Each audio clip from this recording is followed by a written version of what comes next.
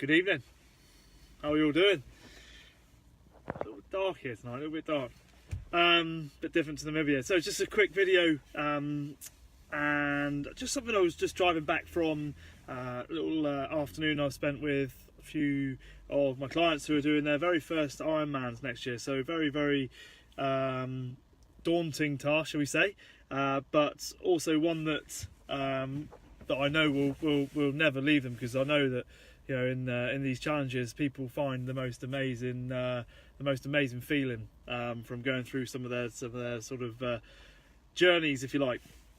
One thing I'm just wanting to kind of talk about was how grateful I am to have been surrounded by so many really awesome people. Not just the people who kind of now have stepped up and asked themselves to out of their comfort zone, but also people who kind of now form this little V. Now, this little V thing I've been thinking about recently is, you know, something I'm sure you guys all have seen before. You know, when the geese fly, you've got the geese at the front, and the one at the front is always the one that's kind of disturbing the pattern, you know, finding the way, making life easier for the people behind them. And like, for me as a coach, like, sometimes you're the person at the front and sometimes you're the person in behind, because you're being helped by others. And today was definitely a really good example of that, where I actually brought in someone with really good expertise to help with my clients and help them to achieve their goals. So and that person being Dal, who has been my coach for the last couple of years. Fantastic knowledge in the field that we were looking at today. But it made me think about, kind of, for yourselves, like have you, like, when you're trying to sort of create your own story around what you're trying to do and the people you're trying to help, whether it be your children, whether it be your, you know, yourself, your family, your colleagues at work, whatever, are you getting the people around you in that V around you who support what you're trying to do? Now, those of you who've seen me talk before about this in terms of who's going to be on your bus and who isn't, will know that I'm very like clear about the fact that if someone is like a sapper, someone like Clive Woodward would talk about sappers. He would talk about people who are kind of there just for a free ride. If you've got any of those people in your life, like you desperately want to get rid of them. And don't get me wrong, like, it's really quite difficult sometimes to go through life and not have someone near you who can be like that. The most important thing you can do is find out a way of how you're going to get rid of them and how you're going to get the people that you really want around you. Now, the V formation today looked a lot like me, perhaps in the second tier of that, and then the person at the front was Dal, helping those people at the front with their swim analysis. So a really small example of that. And it also led me to think about, you know, these guys now, you know, came into that scenario, they had their own story around how they were struggling with certain things. So, like, struggling with their, you know, in this instance it may have been a certain aspect of their swim technique, and in the grand scheme of things, yeah, not a big deal. But, you know, in terms of what we're trying to achieve, and in them doing their first Ironman, their story right now is around, oh, I'm struggling with this bit, or this bit I find okay, but I'm struggling with this bit.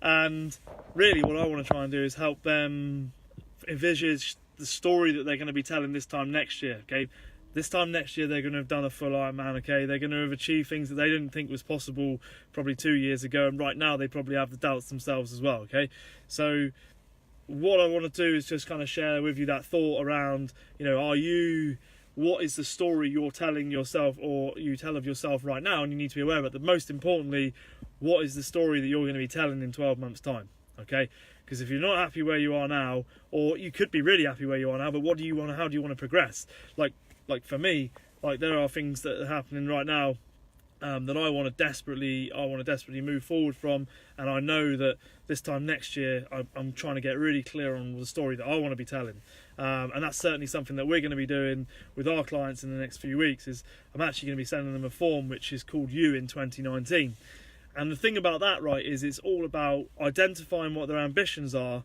and identifying what their actions are, and how those two things align, and then having a mentor to achieve that. So, you know, sometimes, like, you know, I've heard people say that their parents are their biggest mentors. You know, I've heard people say, you know, that, you know, I mean, I've had various mentors for fitness and for business coaching and stuff like that. And having a mentor is not just about one person sucking the life out of somebody else and another person giving as much as they can. And also, it's not about someone just having someone that's going to tell you, yeah, you're doing brilliantly, and not telling you things that you really need to hear. And I am quite good at that. I'm quite good at telling people what they need to hear, not what they want to hear. Doesn't always win me friends, but at the same time, I'm not necessarily there to be someone's best friend the whole time. I'm there to make sure they get a result. And ultimately, and my sister Blizzy is brilliant at this. You know, if you want someone who calls a spade, she is absolutely brilliant at that. So I think the message here is like, right, what's your story right now? Who have you got forming your part? Yeah, the V. Yeah, remember that you don't always have to be at the front of the V. You don't always have to be the one changing it. You can be part of somebody else's support network. And the biggest thing as well, I think as well, as being in a support network, is that we all know that in terms of, we all want to be supported, and we all have the ability to support. So, you know, in the decisions that you make, and in other people who are kind of around you, if those people who are not supporting you, you get rid of them, okay? But don't confuse that with just giving you the answers that you want to hear. You know, we talk about that kind of a notion of being an arsehole. You know, somebody who just asks the same question but requires a different response. Don't be that person. You know, definitely take on board people's feedback, but also remember that, you know, if they're not really lining up with where you want to go, you know, they're not supporting you in your journey, then possibly you want to get them out of your V, okay? And remember that V, just for those of you joining this a little bit later, refers to the formation that geese form when they're trying to fly through the sky. And I think it's something like they're 70% more efficient, and they fly 70% further in a scenario where they're in that V shape rather than trying to go it alone, okay? So don't try and be a hero. Don't try and go it alone all by yourself. Try and, you know, have that V formation. Then you can create your story, yeah, because then you can create there's from where you are now to where you want to be. And don't get me wrong, like, you don't have to be in a really bad place. In fact, some of the people that we meet, you know, they're not, you know, and the people that we meet as you know, who do this are not necessarily in a bad place. You don't have to be in a bad place to do this. You know, I do this all the time, and generally speaking, I'm in a pretty good place. And I do it when it's not a sign of weakness or anything like that, to reflect on where you are now and where you want to be. All right, so choose who's in your V, so that can ultimately start shaping your story.